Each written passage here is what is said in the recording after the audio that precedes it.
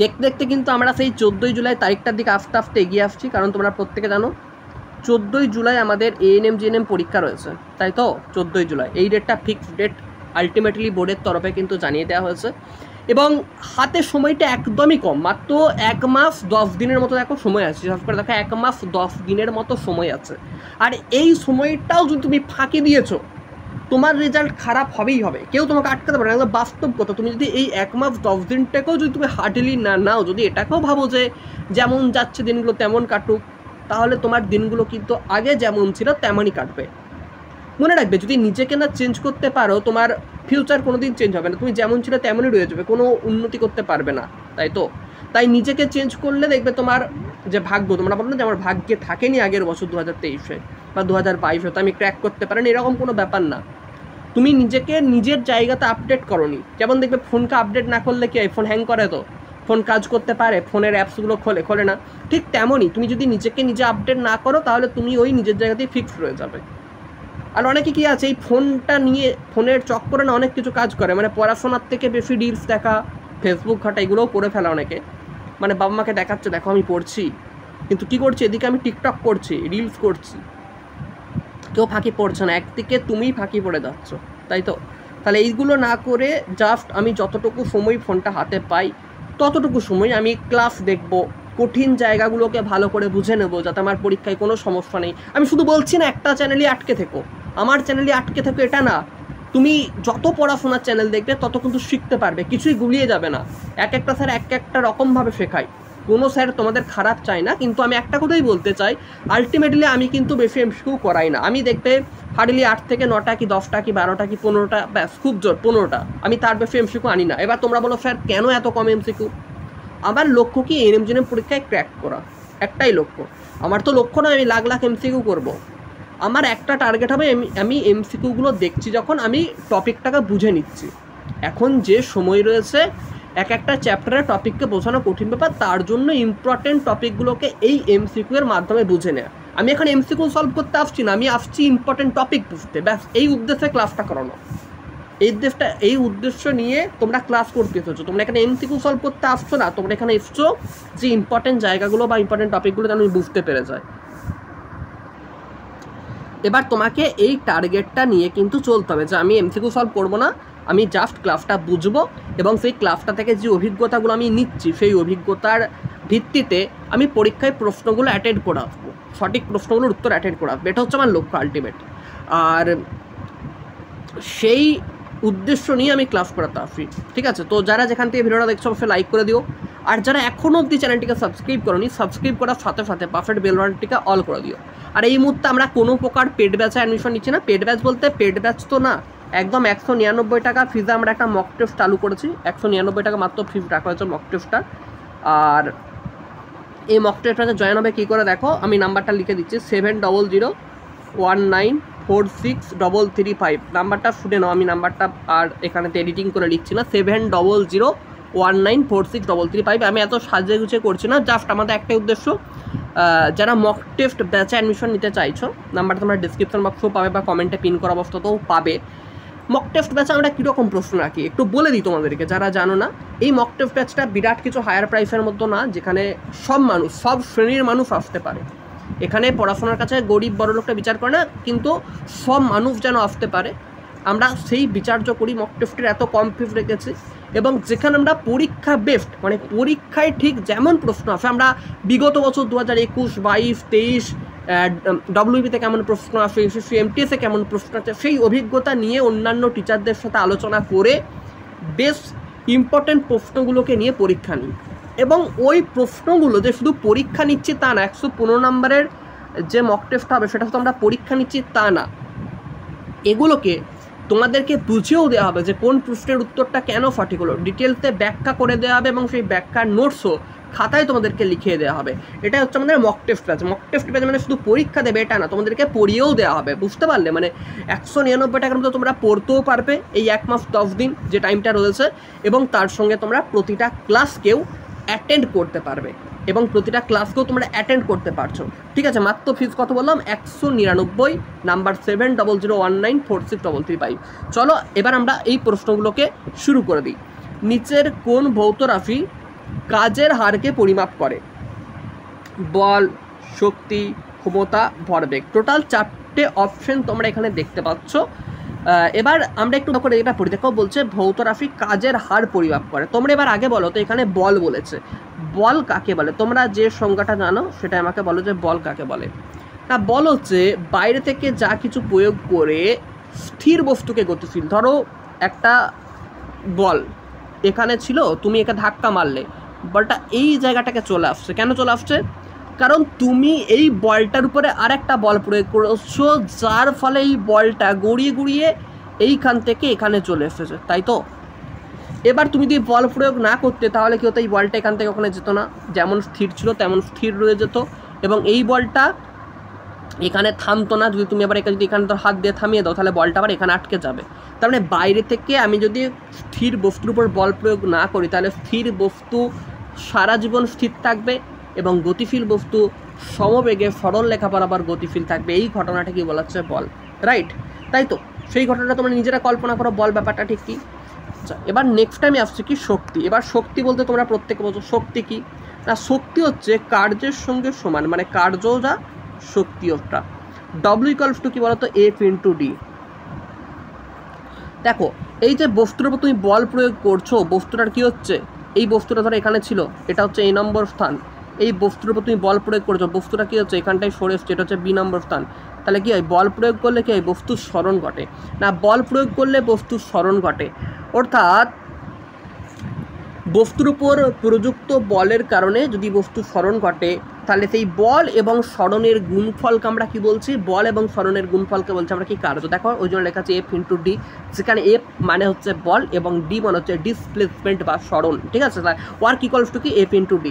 F মানে কি? M মানে হচ্ছে বল, আর ডি কি? ডিসপ্লেসমেন্ট বা স্মরণ। তাহলে W equals to F into D. এটা হচ্ছে কি? শক্তির পরিমাপ এভাবে করা হয়। তাহলে কার্য আর শক্তি কিন্তু সেম ব্যাপার, পি ফর পাওয়ার আর ওয়ার্ক ফর কার্য। নেক্সট আসছে কি? ক্ষমতা। এবার এই ক্ষমতাটা কি? ধরো এখানে একটা বই পড়েছিল, ঠিক আছে? এবার বইটা এই টেবিলটায় তোমাকে তুলে রাখতে হবে, ঠিক আছে? এই যে টেবিলটা দিয়েছে এই টেবিলটার উপর তোমাকে বইটা তুলে রাখতে হবে। এবার এই যে বইটা মেঝেতে পড়ে আছে, এই বইটাকে তোমাকে নিশ্চয়ই কী করতে হবে? তোমাকে হাত দিতে হবে, হাতের করে বইটাকে নিতে হবে, নিয়ে কি করতে হবে? টেবিলেতে বইটাকে এবার তুলে রাখতে হবে, তাই তো? তাই তুমি এই যে বইটাকে নিলে দিয়ে যে টেবিলের উপর তুলে রাখলে, তুমি এখানে কি করলে? একটা কাজ করলে, যে কাজ বলা হচ্ছে। কাজটা করতে বা ধরো এই মাটি থেকে বইটা নিয়ে টেবিলে রাখতে তোমার একটা নির্দিষ্ট সময় লেগেছে, ধরে নিচ্ছি তোমার এটা 30 সেকেন্ড সময় লাগে। তাহলে 30 সেকেন্ড সময়ে তুমি কী করেছো? একটা কাজ করেছো। এই যে 30 সেকেন্ড সময়ে তুমি এই বইটা তুলে রাখার যে কাজটা করলে, এই যে সময়ের সঙ্গে সঙ্গে কাজ করার যে পরিমাপ বা কাজ করার যে হার, সেটা হচ্ছে ক্ষমতা। তাহলে এখানে দেখো হচ্ছে ভৌত রাশি যেটা কাজের হার পরিমাপ করে। তাহলে আমরা অ্যান্সারটা পেয়ে গেলাম কি? সময়ের সঙ্গে সঙ্গে যে কাজ করা হয় সেটা বা কাজের হার পরিমাপ করাটা কি বলছি আমরা? কি? ক্ষমতা। তাহলে এখানে কোনটা রাইট অ্যান্সার? এখানে ক্ষমতা হচ্ছে রাইট অ্যান্সার। আর ভরবেগ তো বলার নেই, পি ইকুয়ালস টু এমবি, মানে ভর এবং বেগের গুণফলকে একত্রে ভরবেগ বলা হয়, ঠিক আছে? তাহলে প্রতিটা টপিক তোমরা আশা করছি বুঝতে পেরেছো। নিচের কমেন্ট বক্সে প্রত্যেকে অ্যান্সার জানাবে, আমি কিন্তু প্রত্যেককে এখনই বলে দিচ্ছি, নিচের কমেন্ট বক্সে প্রত্যেকের নাম জানাবে। 1-এর দাগের এ, 2-এর দাগের বি, 3-এর দাগের সি, 4-এর দাগের ডি, এইভাবে কিন্তু প্রতিটা অ্যান্সার যেন লেখা থাকে, ঠিক আছে? প্রতিটা অ্যান্সার যেন লেখা থাকে। আমি কিন্তু পরের সবগুলো চেক করবো। যারা আমার কাছে পেড ব্যাচে পড়ছো না তারা কী ভাবছো? স্যার চেক করে না। তুমি পড়ো বা না পারো, তোমরা তো আমারই স্টুডেন্ট, তাই তো? বা আমারই ছোটো ছোটো ভাই বোন, তো সেটা পড়ো বা না পড়ো কোনো ব্যাপার না। তুমি কমেন্টে তোমার নাম লিখে অ্যান্সারটা জানাবে, ব্যাস, এতেই আমি হ্যাপি। এবং আমি বুঝতে পারবো যে তোমরা প্রিপারেশান নিচ্ছ। আমার সঙ্গে সঙ্গে আলটিমেটলি পারফর্ম করে যেতে হবে। নেক্সট প্রশ্নে চলে এসো। বলেছে একটি বল ওপরের দিকে নিক্ষেপ করা হলো। ভালো করে প্রশ্নটা নিজেরা পড়ো, অ্যান্সারটা কিন্তু নিজেরা করতে পারবে। একটি বল উপরের দিক থেকে নিক্ষেপ করলে কখন এটির স্থিতি সর্বাধিক হবে? এই ধরনের প্রশ্ন পরীক্ষায় মাস্ট দেয়। এই ধরনের প্রশ্ন তোমাদেরকে বিভ্রান্ত করার জন্য পরীক্ষায় দেবে। নিজেরা লক্ষ্য করে বা ভাবনা চিন্তা করে দেখবে, এই ধরনের প্রশ্ন কিন্তু পরীক্ষায় দেয়। এবার একটু ভালো করে পড়ো, তোমরা নিজেরা পড়ো, কোনটা অ্যান্সারটা সঠিক হবে মনে হচ্ছে তোমরা বলো। একটা বলকে তুমি নিলে, উপরের দিকে নিক্ষেপ করা মানে হচ্ছে ছুঁড়ে দেয়া। উপরের দিকে বলটাকে তুমি ছুঁড়ে দিলে, এই জায়গায় করে বলটাকে ছুঁড়ে দিচ্ছ। তাহলে তুমি এখান থেকে ধরো তুমি দাঁড়িয়ে আছো, আমরা বাচ্চাবেলায় করি, বলটাকে নিয়ে এমনি করে ওপরের দিকে ছুঁড়ে দিয়েছো, বলটা উপরে উঠে গেল, তাই তো? এটা হচ্ছে বলটা উপরে উঠে গিয়েছে। এবং বলটা যখন উপরে উঠছে তখন ওর যে স্থিতিশক্তি বা গতিশক্তি ব্যাপারটা তোমরা প্রত্যেক হয়তো জানো যে স্থিতিশক্তি কী বা গতিশক্তি কী। ঠিক আছে, এবার কোথায় বলছে স্থিতিশক্তিটা সর্বাধিক হবে, চলো আমরা একটু ডিটেলসে আলোচনা করে নিই। এবার এটা একটু ভাবনা করার কোশ্চেন, দেখো যখন এটাকে তুমি উপরের দিকে ছুড়ছো না, যখন এটা নিচের দিকে পড়ে তখন এর বেগটা বেশি হয়, যখন উপরের দিকে ওঠে তখন এর বেগটা কমতে থাকে। তুমি একটা বস্তুকে বা একটা বল বা একটা ভারী কোনো ইট বা একটা যে কোনো একটা টুকরোকে বা একটা ভারী কোনো কিছুকে তুমি উপরের দিকে ছুঁড়ে দাও, দেখো ওটা উপরের দিকে যখন উঠবে না একটু ধীরে ধীরে ধীরে ধীরে উঠবে, কারণ কী বলো, তোর গতিবেগটা কমছে। তুমি নিজে কল্পনা করো, যখন তুমি সিঁড়ি ভেঙে ভেঙে ওপরে উঠছো তখন তোমার কী হয়, শ্বাসকষ্ট হয়। কারণ কি, তুমি উঠতে গেলে খুব কষ্ট হয়, তোমার গতিবেগটা উপরের দিকে ওঠার সাথে সাথে কমে যায় বা হ্রাস পায়। উপরের দিকে ওঠার সাথে সাথে গতিবেগটা হ্রাস পাচ্ছে বা কমে যাচ্ছে। এই কারণে কি হয়, যখন এই বলটা তুমি নিচে থেকে উপরের দিকে ছুড়ে দিচ্ছ, কি হচ্ছে, বলটার গতিবেগটা কমে যাচ্ছে। কিন্তু গতিবেগ কমলে কি বৃদ্ধি পাবে, তার স্থিতি শক্তিটা, তাই তো, তার স্থিতিশক্তিটা বৃদ্ধি পাবে। গতিবেগ কমলে ঠিক বিপরীত দিকে স্থিতিশক্তিটা বা স্থির হবার সম্ভাবনাটা কিন্তু বাড়বে। এবং যখন সেটা সর্বাধিক উপরে উঠছে, যখন সেটা একদম উপরে চলে যাচ্ছে, তখন সেখানে কি হবে, তার স্থিতিশক্তিটা হয়ে যাবে সর্বাধিক এবং গতিশক্তি থাকবে না। কিন্তু যখন আবার এটা মাটিতে ঠিক পড়বে, মাটিতে পড়ার ঠিক আগের মুহূর্তে, মাটিতে ঠিক টাচ করার আগের মুহূর্তে কে সর্বাধিক গতিটা নিয়ে পড়তে থাকবে। ঠিক যেমন তুমি উপরে যখন উঠছো তখন তোমার কি হচ্ছে, ওখানে গিয়ে তোমার কি গতিশক্তিটা লো হয়ে যায় বা গতিশক্তিটা কমে যায়, কিন্তু তোমার স্থিতিশক্তিটা বেড়ে যায়। এবার দেখো যখন তুমি নিচের দিকে নামছো, দেখবে তুমি যখন সিঁড়ি বেয়ে যখন নিচের দিকে নামছো তখন দেখবে তুমি স্পিডে নামতে পারো। কারণ কি, মাধ্যাকর্ষণ শক্তিটা বা যে অভিকর্ষজ ত্বরণের মানটা বৃদ্ধি পাচ্ছে। আর উপর দিকে উঠলে কি হয়, অভিকর্ষজ মন্দন ঘটে যায়। ঠিক আছে, এবং এখানে স্থিতিশক্তিটা সর্বাধিক হয়ে যায়, গতিশক্তিটা কমে যায়। ঠিক আছে, তাহলে এখানে কি হবে, স্থিতিশক্তিটা হবে সর্বাধিক কখন, যখন সেটা সর্বোচ্চ অবস্থানে থাকবে, যখন সেটা কী হবে, উপরে সর্বোচ্চ অবস্থানে থাকবে। কি বললাম, ব্যাপারটা ক্লিয়ার করতে পারলে, যখন সর্বোচ্চ অবস্থানে থাকবে তখন তার স্থিতিশক্তিটা কিন্তু সর্বাধিক হবে। ক্লিয়ার, প্রত্যেক বস্তুর হচ্ছে নিচে হ্যাঁ লিখে জানাও। কারণটা কি বললাম, যে উপরে উঠলে তোমার স্থির হবার ক্ষমতা বাড়ে, নিচের দিকে নামলে তোমার গতিটা বৃদ্ধি পায়। তাহলে যখন এটা সব থেকে উঁচু স্থানে চলে যাবে তখন সেখানে তার গতি থাকবে না, তার স্থিতিটা বেশি হবে বা স্থির হবার সম্ভাবনাটা বেশি হবে। এই জন্য স্থিতিশক্তিটা সর্বাধিক হবে সর্বোচ্চ অবস্থানে। আর এটা যদি বলতো গতিশক্তি সর্বাধিক হবে, এটা যদি বলতো গতি, স্থিতিটা যদি কেটে এখানে গতি লেখা থাকতো, এটা যদি গতি বলতো, গতি হলে কি হতো জানো, গতি হলে অ্যান্সারটা তো মাটিতে পড়ার ঠিক আগে। ঠিক আছে, নেক্সট প্রশ্ন, এটা একটু ভালো করে দেখো। পদার্থবিদ্যায় কৃতকার্য বলতে কি বোঝানো হয়? এত গরম, ঠিক আছে, মানে এই যে লিখছি লেখাগুলো বেঁকে যাচ্ছে ফোন স্ক্রিনেতে, হ্যাঁ লেখাগুলো হাতের পিচ্ছিলার কারণে বেঁকে যাচ্ছে। আচ্ছা তাড়াতাড়ি করে লাইক করো আর চ্যানেলটা একটু সাবস্ক্রাইব করো। তোমরা লাইকই করো না, এত খারাপ লাগে না, এই জন্য লাইক কেউ করতে চাও না তো। আচ্ছা, আর নিচে কমেন্টে প্রত্যেকে অ্যান্সারগুলো দিয়ে যাবে, প্রত্যেকে অ্যান্সার আমি নাম ধরে ধরে চেক করবো, আমি মার্কস বস করাবো, তোমরা জাস্ট অ্যান্সার দিয়ে যাবে। ঠিক আছে, প্রত্যেকে অ্যান্সার দেবে, আমি মার্কস বসাবো তোমাদের, কাউকে চিন্তা করতে হবে না। পদার্থবিদ্যায় কৃতকার্য বলতে কি বোঝানো হয়? 1 নম্বর দিয়েছে দেখো, স্মরণ ছাড়াই কোনো একটি বস্তুর উপর বল প্রয়োগ করা হচ্ছে। আর বস্তুর স্মরণ হলে বস্তুর ওপরে বল প্রয়োগ করছে, ওপরের সবকটি। এখানে হচ্ছে দেখো 4টে তোমাকে বলে দিয়েছে, এবার এই 4টে হচ্ছে তুমি পড়ে নেবে। এরকম প্রশ্ন যদি পরীক্ষায় দেয় তুমি এই 4টে ফার্স্ট পড়ে নাও, পড়ে নেবার পরে তুমি এখান থেকে কোনটা সঠিক, এই 4টের মধ্যে যেগুলো সঠিক সেটা তুমি চুজ করবে। ব্যাপারটা ক্লিয়ার করতে পারলাম, কোনটা সঠিক সেটা তুমি চুজ করবে। চলো তোমরা করতে থাকো, নেক্সট আমি অ্যান্সারটা বলছি, তোমাদেরকে অ্যান্সার মনে হচ্ছে আগে আমি তারপর দেখবো, তারপর আমি অ্যান্সারটা জানাবো। চলো কি অ্যান্সার হবে প্রত্যেকে বলো, তাড়াতাড়ি করো, খুব তাড়াতাড়ি বলো। পদার্থবিদ্যায় কৃতকার্য বলতে কি বোঝানো হয়েছে? কৃতকার্য বলতে আমরা কি জানি, আগে ভাবনা চিন্তা করো। কৃতকার্য বলতে আমরা কি জানি, এইমাত্র কিন্তু আমি কার্যের যে সংজ্ঞা সেটা তোমাদের সঙ্গে বলে দিলাম, তো সেটাকে কল্পনা করি, তোমরা ভাবতে থাকো যে এটা কি অ্যান্সার হতে পারে। তাড়াতাড়ি, টাইম নেই। এবার দেখো আমরা কার্য বলতে কি বুঝি বলো তো। কার্য বলতে আমরা বলছি না, যখন কোনো বস্তুর উপর একটি বল প্রয়োগ করে এবং বলের যদি একটা কি হয় নির্দিষ্ট স্মরণ ঘটে। কি বললাম, ধরো একটা বস্তুর উপর বল প্রয়োগ করা হলো এবং বল প্রয়োগ করার ফলে যদি ওই বস্তুটার কি হয় নির্দিষ্ট স্মরণ ঘটে, নির্দিষ্টটা দিকে যদি সরণ করে, ধরো আমি বলছি এখানে একটা কাঠের ব্লক রয়েছে, কাঠের ব্লক রয়েছে, এবার তুমি এই কাঠের ব্লকটা যদি ঠেলে দাও, বা তো একটা চেয়ার রয়েছে, চেয়ারটাকে যদি তুমি ঠেলো, তাহলে চেয়ারটার ওপর তুমি একটা বল প্রয়োগ করছো, এবং বল প্রয়োগ করার ফলে চেয়ারটা দেখো উত্তর দিকে থাকুক বা দক্ষিণ দিকে থাকুক বা পূর্ব দিকে থাকুক বা পশ্চিম দিকে থাকুক, চেয়ারটা কিন্তু সরে যাচ্ছে, চেয়ারটা সরে যাচ্ছে। তো এই যে তুমি চেয়ারটার উপর বল প্রয়োগ করেছো, এই বলটাকে আমরা কি বলি, এই বলটাকে আমরা এফ বলি, এবং চেয়ারটা কি হচ্ছে একটা নির্দিষ্ট দিকে সরে যাচ্ছে, তাহলে চেয়ারটা কি করছে গো, চেয়ারটা হচ্ছে স্মরণ ঘটছে, চেয়ারটা কী ঘটছে না, চেয়ারটা হচ্ছে স্মরণ ঘটছে।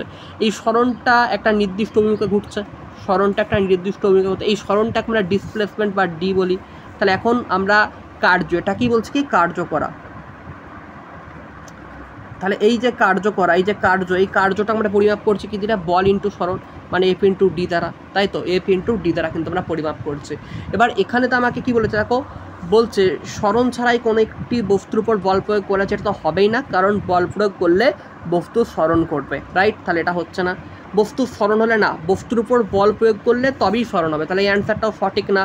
বস্তুর উপর বল প্রয়োগ করা হয়েছেও না, আমরা কি বললাম, বল ইন্টু স্মরণ, মানে যেখানে দেখবে দুটোই লেখা থাকবে যে বল প্রয়োগ করেছে এবং বস্তু স্মরণ ঘটেছে, তখন সেটাকে আমরা কৃতকার্য বলবো। তাহলে এখানে আমরা কোনোটাই পাইনি, পেয়েছে কি, পাইনি, তাহলে উপরের কোনোটি নয় হচ্ছে সঠিক হবে, এখানে অ্যান্সার ডিটা হচ্ছে সঠিক, যে উপরের কোনোটিই নয়, রাইট অ্যান্সার।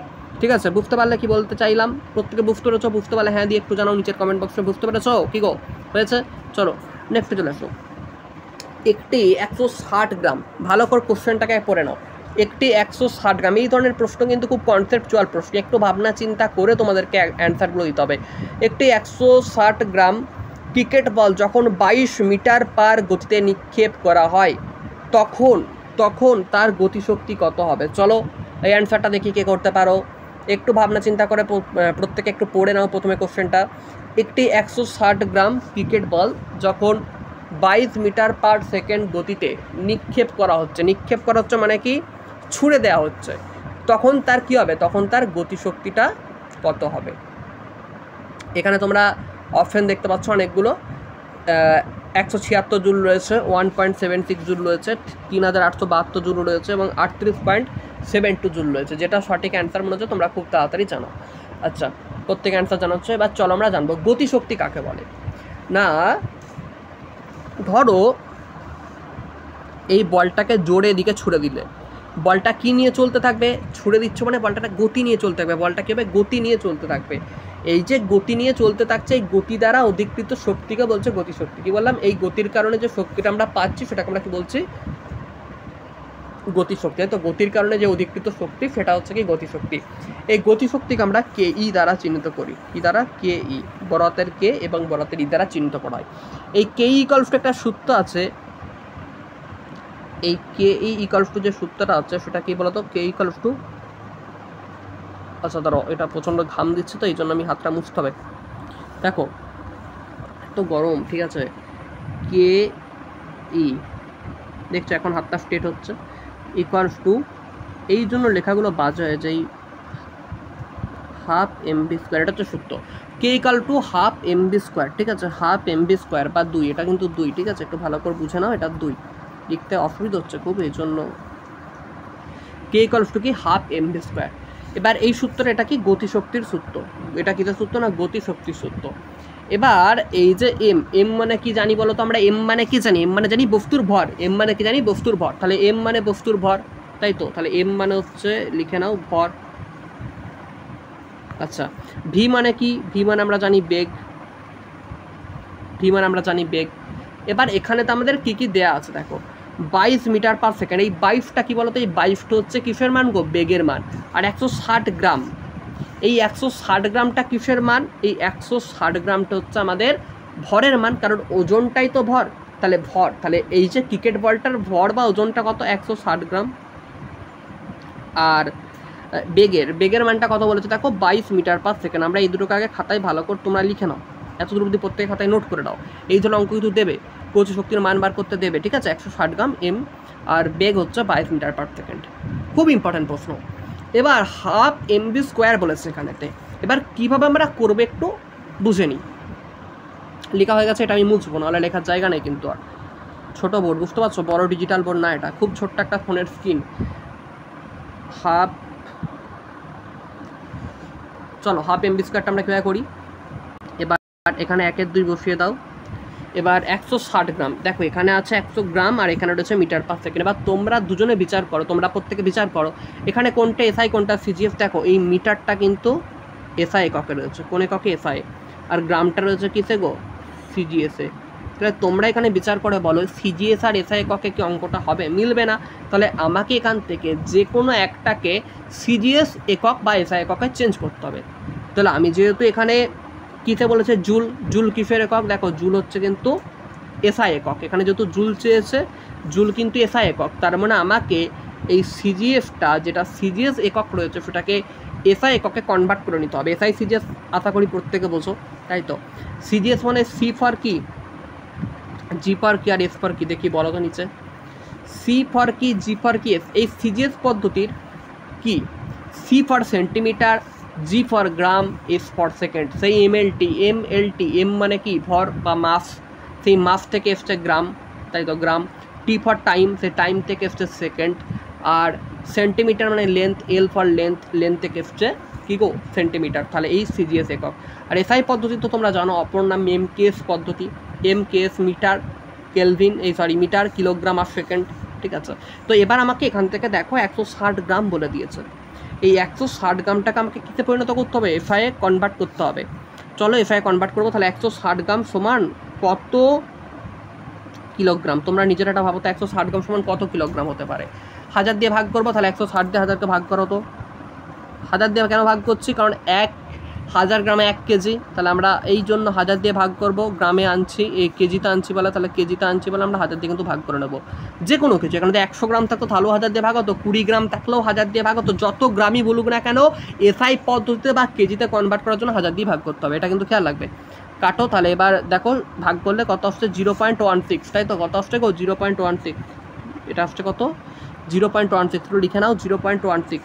তাহলে এখানেতে ভরের মান বা এম এর মান হচ্ছে 0.16, ঠিক আছে হয়েছে প্রত্যেকের লেখা। তাহলে এটা অ্যান্সার কত হলো 0.16 কি কেজি, 0.16 কেজি হয়েছে, 0.16 কেজি। চলো এবার লিখি।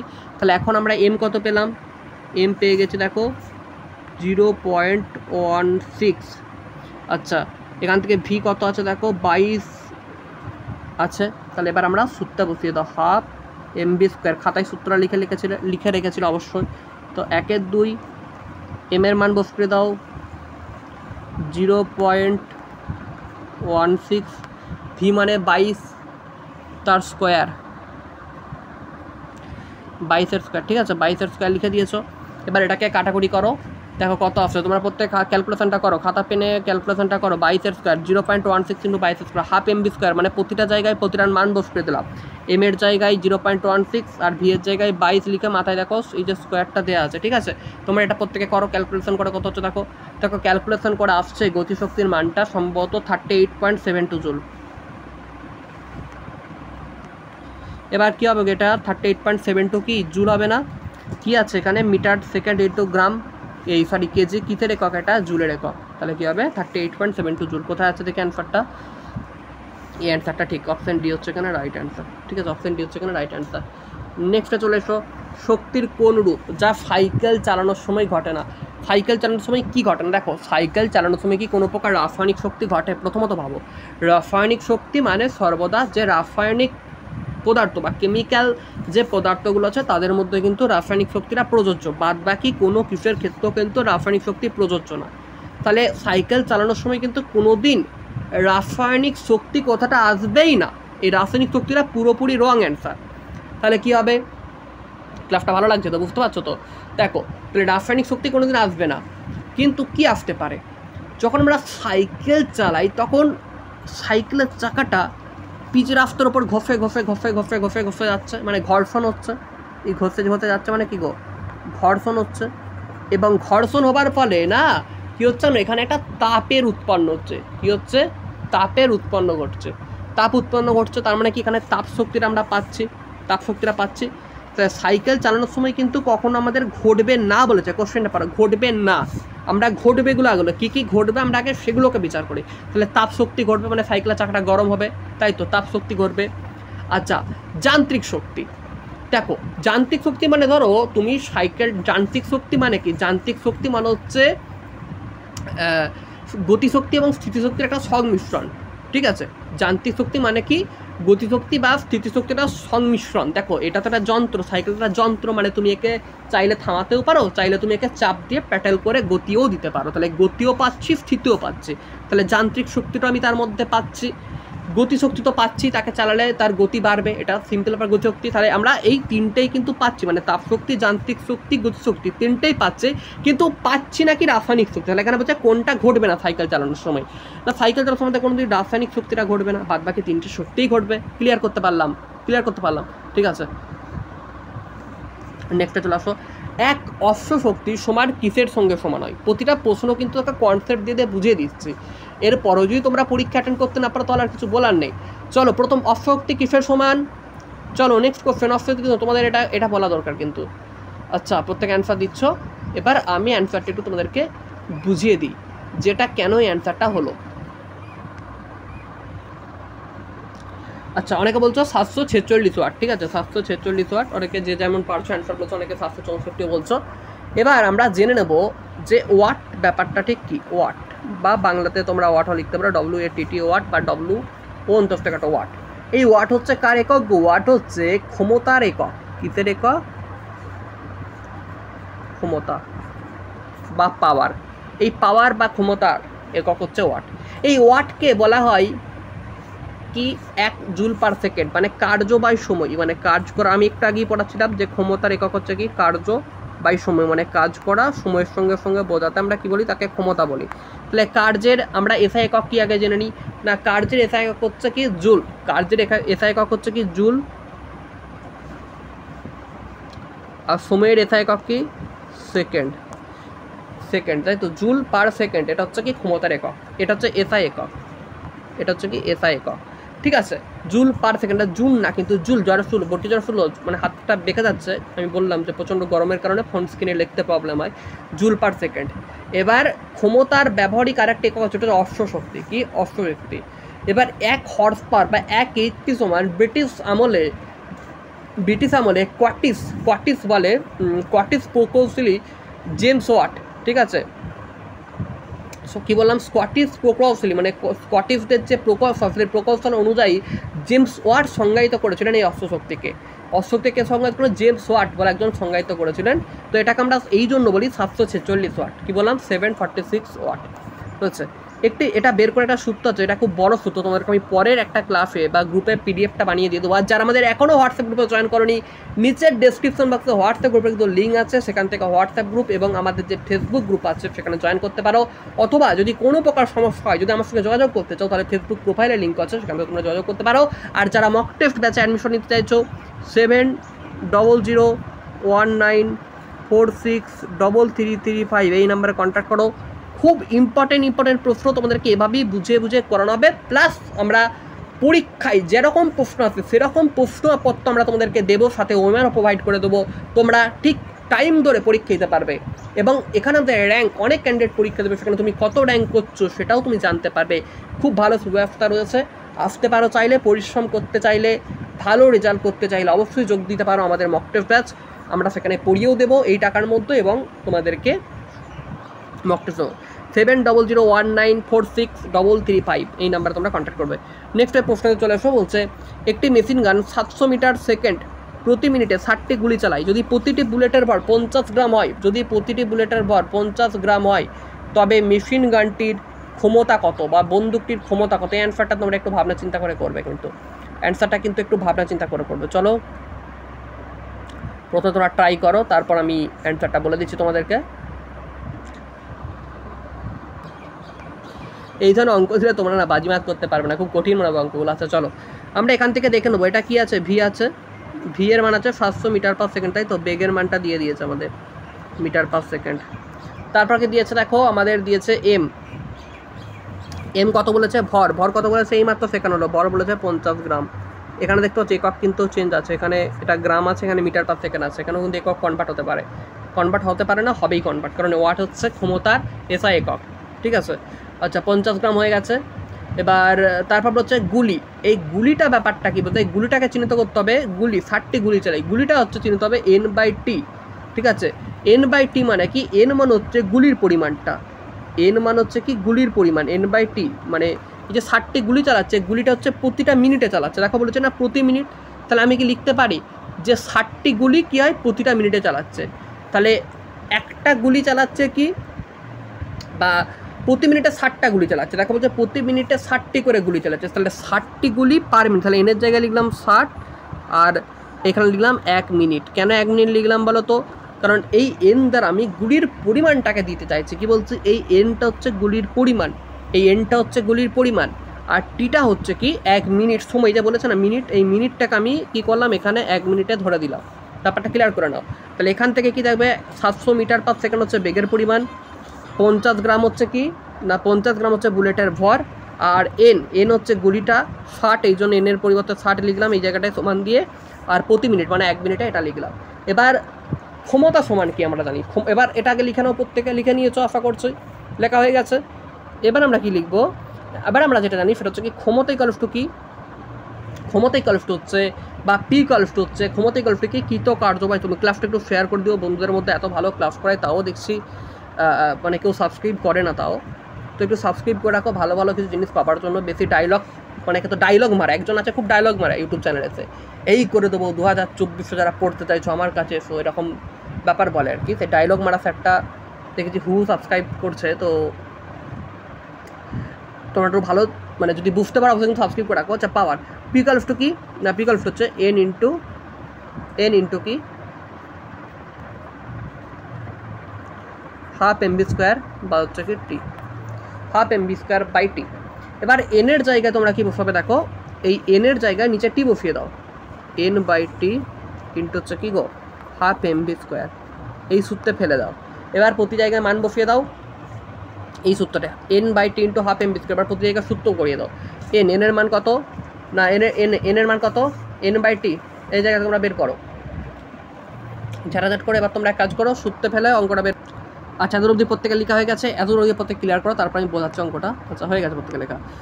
এবার আমরা দেখবো, দেখো এখানে কিন্তু আমরা শিখেছিলাম 50 গ্রাম ছিল, তো 50 গ্রামটাকে আমরা কিতে করবো গো, কেজিতে করে নেবো, কারণ এখানে যেহেতু সবগুলো এসআই আছে, তাহলে 50 গ্রাম সমান কত কেজি, আর 50 গ্রাম সমান 1000 দিয়ে ভাগ করে দেবো এটাকে, 50/1000 করো কত হচ্ছে দেখো এবার হিসাব করে,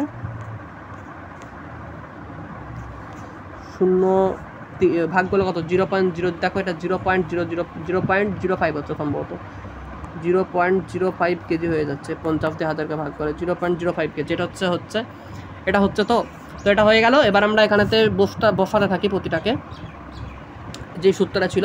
এবার দেখো এই n/t যেটা লেখা ছিল এইটা আমরা লিখেছিলাম n/t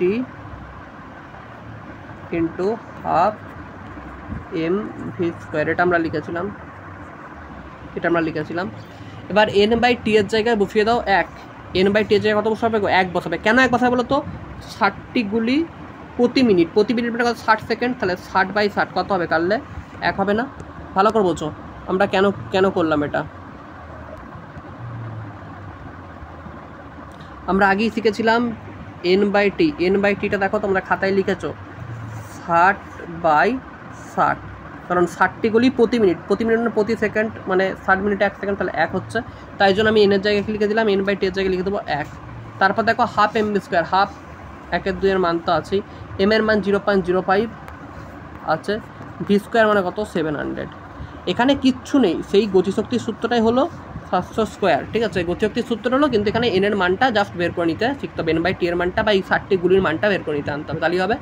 এখানটা কাটাকুটি করো, কাটাকুটি করলে কত আসছে গো, দেখো এটা আসছে 12,250 ওয়াট, দেখো 12,250 ওয়াট হচ্ছে অ্যান্সার হবে, ঠিক আছে। তাহলে অঙ্কটা বুঝতে পারলে প্রত্যেকে।